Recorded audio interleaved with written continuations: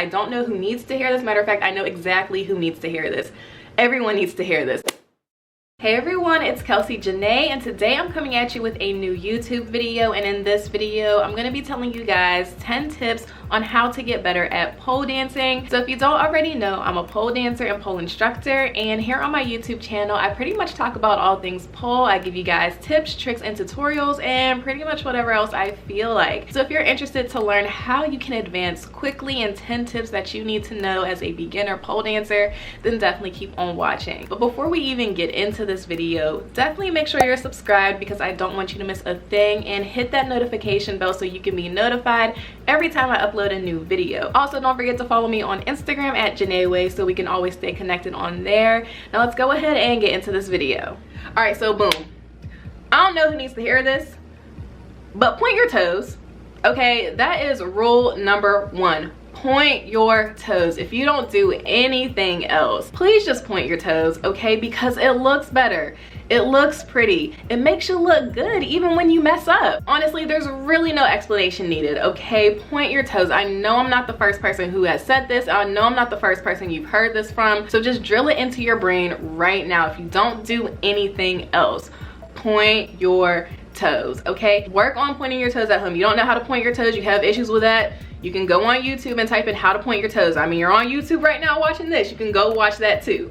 All right, so just make sure that you're practicing that. Point your toes. It's gonna make such a difference down the line. Even if you're not super flexible or can't get your legs straight and things like that, bare minimum, the very least you need to do is to be pointing your toes. All right, so make sure you do that. All right, number 2 is to get comfortable with showing your skin to other people. So if you're just starting out, I do recommend people to at least wear a sports bra and tank top with some shorts. That will give you enough skin contact to be able to do what you need to do. But once you start learning more advanced tricks like climbing, aerial inverts, and stuff like that, you will need a lot more skin, especially like in your torso area, abdomen area. So you're gonna wanna wear a sports bra and some shorts for sure. And if you're having trouble finding outfits to wear for pole dancing, maybe you don't like certain sports bras or you want something super cute, here's a tip: get a swimsuit. And I actually have this video on my channel where you can check out a haul I did from Shein. I got some swimsuits that I use for pole dancing, and I show you guys some pole tricks that I do with those swimsuits, so definitely check that out if you're interested. But just get used to showing some skin. The studio is a safe space, okay? We don't judge people, we don't make fun of people. All body types are welcomed and nobody is gonna judge you for it. So please leave your insecurities at the door. Everybody in the studio is gonna love you and your body, so it's time for you to do the same thing.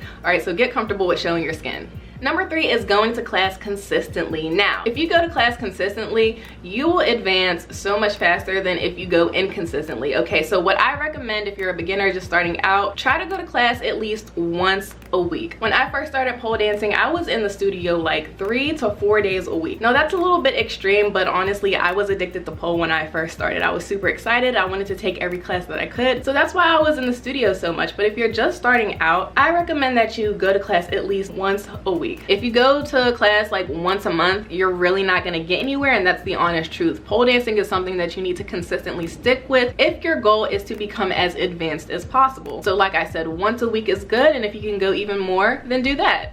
Now, when you start taking more classes and start becoming more advanced, something that's gonna help you a lot is grip. If you don't know what grip is, grip helps you stick to the pole. So like I mentioned, you need skin contact, but sometimes our skin gets sweaty, or sometimes the pole itself is a little bit slippery. You can't really stick to it. So to help you do that, you get something called grip. Now, the ones that I recommend are dry hands. That's pretty much the standard in the pole community, especially if you're just starting out. You can get that on Amazon. There's also iTac, and there's also Pole Poise, and Pole Poise is actually Black owned. I will leave their link below down as well. But there are a bunch of different types of grip that you can try, and it's really just up to you and which one works best for you and your body. So I will leave the link down below to dry hands and pole poise so you can check out those 2 different types of grip for yourself. But of course, you can try some other kinds as well.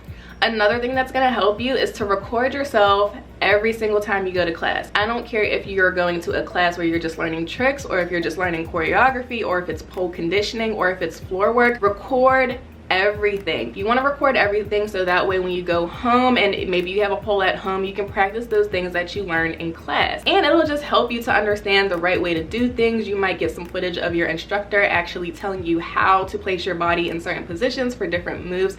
All of that is so helpful to review over time, and it's super fun to look back and see your journey and see where you came from. That's kind of the point I'm at right now. I'm 3 years in, and I love going to look back at my old videos just to see how much I progressed. So when you record these videos of yourself in class, you're not only, you know, recording yourself so that you can go back and review the things that you've learned, but you're also documenting your progress, and it's super cool to be able to look back and see where you came from. Because trust me, it can get discouraging sometimes when you're in class and you feel like you're not nailing a certain move or a certain trick, but eventually you will get it. As long as you're consistent and work at it, you will get it. So it's kind of cool to go back and see like, oh wow, I remember what I couldn't do this trick, and now you're at a point where you can. So document all of that stuff. Record videos in class, review those videos, practice everything that you've learned in class, and also just reflect on your journey periodically just to keep you motivated to keep going. So moving on to number 6, this kind of goes with going to class consistently and recording yourself, but one thing you really want to do, and please, I can't stress this enough because I regret not doing this, so I want you guys to learn from me,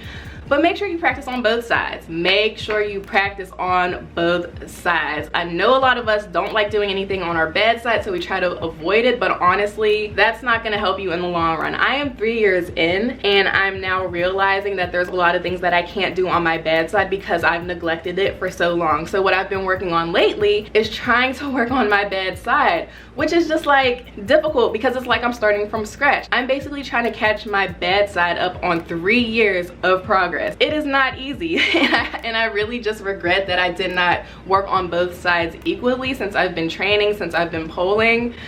It's just so frustrating because there's some things like on my good side that look amazing, and then I try to do it on my bad side and it's just like impossible, and I really just want to be good on both sides. So if you want to be better than me, please make it a habit right now to practice everything on both sides. When I say everything, I mean everything. All of your spins, all of your inverts, all of your aerial tricks, literally everything, your splits, all that stuff. Practice them on both sides so that 3 years from where you are right now, you will just be bad as hell doing whatever you want on any side you want because you can do it, and so you're not like me, like, dang, I really got to think about how I'm gonna do this because I can only do it on one side. That's not cute. Don't be like me, be better than me. So make sure you're practicing on both sides. It'll help you so much in the long run. All right, number 7. Here's the thing about pole dancing. If you've already started pole dancing, then you know this, or if you're about to start, let me let you know something. It hurts. It just hurts.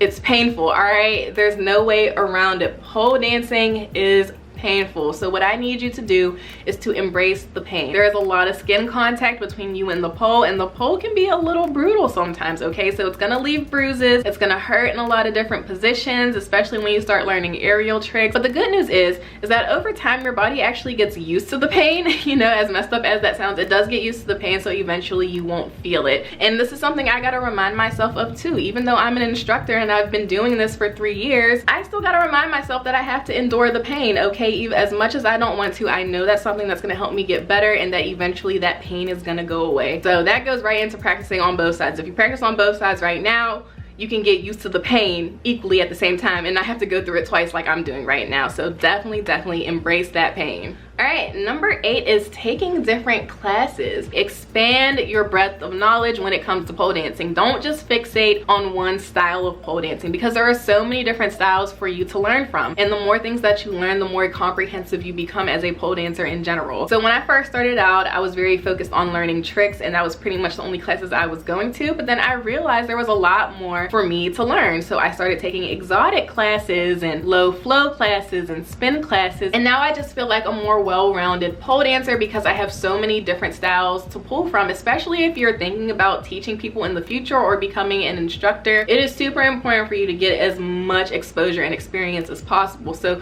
I definitely suggest taking as many different classes as you can. Even if you're a person that isn't the best with choreography, at least try it out just to give yourself some more experience. And you never know, you might find something that you actually like that you never knew that you liked before. So get as much experience as you can. Don't just try to stick with one thing. Really expand yourself. And even outside of pole dancing, you could take other types of dance classes like chair dancing classes or even hip-hop classes. I've heard ballet has helped people as well, especially if you need help with pointing your toes, that might help you. But there's just so many different other kinds of movements that you can learn from, that you can pull from when you are pole dancing. So I do suggest that you get as much different kinds of experiences as you can so you can become a more comprehensive pole dancer.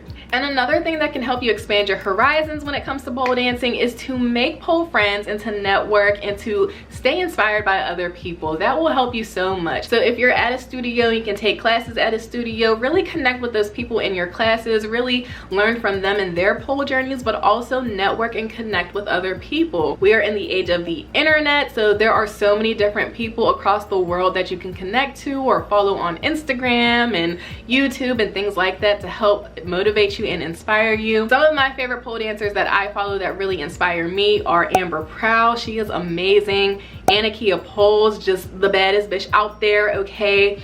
The Polecologist, if you're not following the Polecologist, I don't even know what you're doing. You need to stop right now and follow Polecology and the Polecologist. There's also Sammy Pacone, who is just like ethereal, just freaking amazing. I love her so much. So those are just some of the people that inspire me, and they're at the level that I aspire to be at one day in pole dancing. They are all very unique in their abilities, and I love all their different styles of dancing, and I just love following them and studying them and really studying their movement and applying it to my own movement. So that's the thing as well. You can continue to learn from these other people that inspire you and use their styles to help elevate your own style as well. So just definitely immerse yourself in the community. Follow the different pole dance hashtags on Instagram. For me, one of the hashtags that I follow is Black Girls Pole, because I'm a black girl who poles and I want to be connected with other black girl pole dancers. So literally just immerse yourself in the community, because it makes so much of a difference to be surrounded by people who truly get it and truly get you. And last but not least, my 10th and final tip to help you become the best pole dancer you can be is to stretch and work out outside of pole dancing classes. Now, like I mentioned, pole dancing is very brutal and it's not something that you can do every day for extended periods of time. So what I do is I actually supplement my classes by working out outside of class. Now for me, I don't really care to go to the gym, especially with this pandemic, since I'm never going to a gym again, but I do work out at home to help me build up my muscle strength. So I'll do push-ups and sit-ups. I'm also fortunate enough to have a total gym at home, so I use that as well, but I also run. So every couple of days I will run or jog up to a mile in my neighborhood just to help me build up my endurance as well. So if you're somebody who's interested in like competing or performing, you're gonna need that endurance. So running helps me with that as well. So really take that time to exercise outside of pole dancing, but also stretching is super important. So I'm at a point where I actually stretch every single day. Now I wasn't always doing this, I'm not gonna lie. I pretty much just started doing this whenever the pandemic started. So since I've been home in quarantine, I've been stretching every single day. But what I will say is that has made so much of a difference in my abilities as a pole dancer, because I'm more flexible now because I spend more time stretching. So if you want to become a bendy bitch, then you need to start stretching a lot more, okay? So stretch every day, even if it's just for 10 minutes. So if you want to elevate your skills even more in pole dancing, work out outside of class and stretch often. All of those will make a huge difference very quickly. All right, you guys, that's gonna wrap it up for this YouTube video. Thank you so much for watching. Make sure to give me a thumbs up if you enjoyed it, and comment down below what other tips you have that have helped you get better at pole dancing, or if you have any other questions, definitely let me know in the comments. Also, don't forget to subscribe because I don't want you to miss a thing, and make sure you're following me on Instagram at Janay so we can always stay connected.